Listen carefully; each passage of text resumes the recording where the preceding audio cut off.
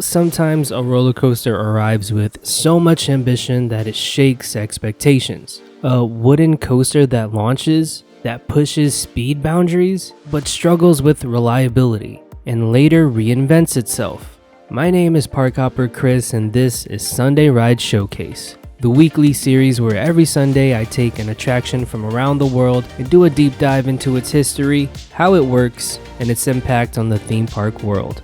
And today on episode 39 of Sunday Ride Showcase, we're headed to the foothills of the Smokies at Dollywood to take on Lightning Rod.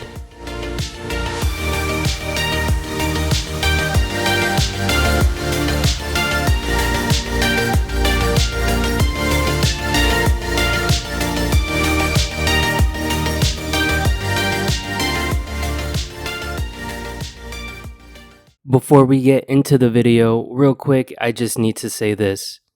There are 91.2% of you who aren't subscribed who keep coming back. Dude, it's literally free. Oh my god! Wow! It costs you nothing and at the same time helps me out tremendously. So please, do me a favor and just press subscribe, especially if you keep coming back and you enjoy the content. Just do it. Go now. Okay? Bye. Thanks. Dollywood has a reputation for blending classic charm and mountain thrills. And Dolly, we're happy to have you on the Caswalker Well, I'm show. happy to be back. Thank you. But for years, the park lacked a marquee headline coaster.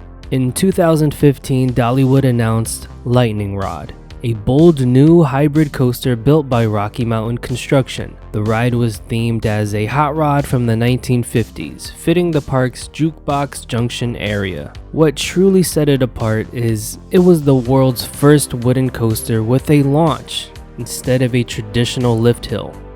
It was also marketed as the fastest wooden coaster in the world with a top speed of 73 miles per hour. Construction began in 2015, built into the park's hilly terrain so much of the track would hide among the trees and elevation changes. That terrain would become part of the ride's identity and challenge. Originally, the plan was to open in March 2016, but the launch system experienced technical delays and complications. Dollywood shifted to technical rehearsals before finally opening Lightning Rod to the public on June 13th, 2016. Lightning Rod doesn't invert. You stay upright the whole time, but the intensity comes from speed, airtime, terrain, and elements designed to push ejector forces. The ride leaves the station, takes a turn, and then launches upward. That uphill launch was one of its signature innovations. After cresting that launch hill, you pass twin summit airtime hills, then a steep 165-foot drop accelerating to 73 miles per hour, weaving through banks, wave turns, laterals, and a dramatic final segment called the Quadruple Down. 4 consecutive drops over terrain in rapid succession. That finale is legendary among fans for its sustained airtime. Because the coaster follows the natural slopes and valleys of the land, you often dive in and out of trees and use elevation to magnify speed sensations. The track length is about 3,800 feet. In its original configuration, the ride used Topper Track, a system where metal plates cover a wooden track, giving smoother transitions and allowing more aggressive elements.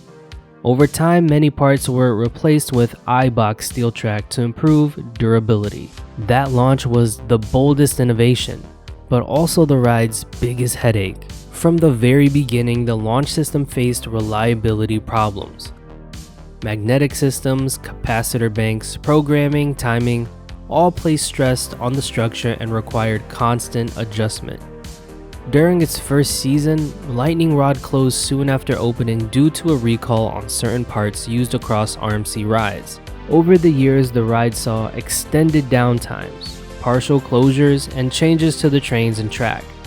In 2018, it closed mid-season. Later in 2020, Dollywood announced major modifications to convert many of the original wooden track sections to I-box steel. That made the ride more hybrid than true wood.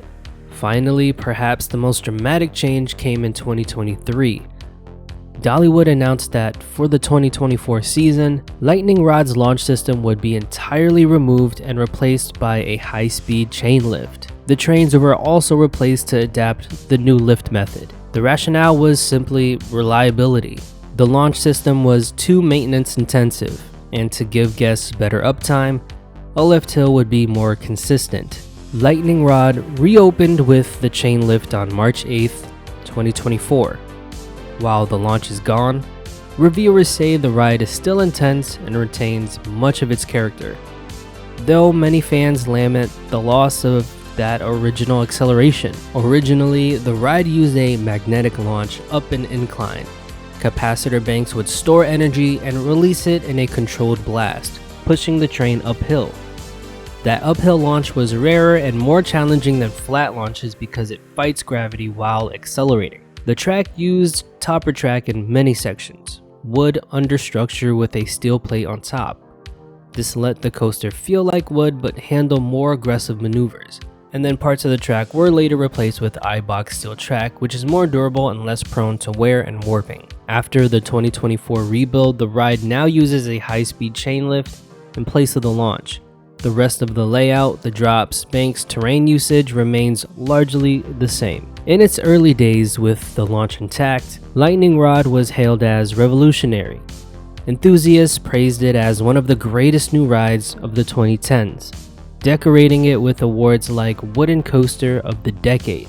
Every ride felt like being shot out of a gun, plunging into terrain, then being thrown over hills repeatedly in the quadruple down. The airtime was powerful. Riders said the ride was relentless in its pacing, but it also had a reputation for being finicky. Many fans experienced days when the ride stayed closed due to the launch's complexity. Some riders lamented that the ride's downtime overshadowed its brilliance. The modifications have drawn mixed reactions. Some praise its improved reliability and the fact that it's operating more consistently with the chain lift. Others mourn the loss of the launch, saying the experience changed fundamentally. Reddit users and forum voices often remark that the original launch felt more thrilling and more alive. Some say the ride with the chain lift feels slower or less aggressive, particularly in that first burst of acceleration. Still, many agree that Lightning Rod remains a standout coaster, one worth riding even in its changed form. This ride challenged conventions. It dared to blend wooden coaster aesthetics with a modern launch mechanism, pushing what hybrid coasters could do. At its opening, it stood as a symbol of innovation and coaster design. Its struggles became a cautionary tale. Pioneering systems often bring operational risk. The later rebuild showed how parks may need to adapt ambitious ideas for sustainability. Moreover, Lightning Rod reinforced the value of terrain coasters, using natural landscape as part of the ride experience. It reminded the industry that layout and land usage can amplify thrills as much as raw speed. In Dollywood's own lineup, Lightning Rod elevated expectations. It showed the park could host a world-class coaster with cutting-edge design. It sits among other marquee rides like Mystery Mine, Thunderhead, Wild Eagle, and Big Bear Mountain, helping Dollywood be considered a serious coaster destination. Lightning Rod's journey has been dramatic, from world's first launch aspirations to hybrid track conversions, from reliability woes to reinvention with a chain lift. Its story is one of ambition, challenge, adaptation, and persistence. For riders, it remains a visceral experience, terrain-hugging, airtime-packed, and emotionally resonant. It may no longer launch, but it still rattles your bones. It reminds us that theme park engineering is never static, that the best rides evolve. I wish I got to experience this launch. It really looks fantastic. Unfortunately, I may never get to experience it. Nonetheless, the ride still looks fantastic, and I cannot wait to ride this one day. I truly appreciate Dollywood and sticking with the ride, and not just demolishing it completely. They know how much the ride meant to fans, and they kept it going. Thank you for watching episode 39 of Sunday Ride Showcase. If you enjoyed this video, hit the like and subscribe so you don't miss out on future episodes. Until next time, I'll see you in the queue.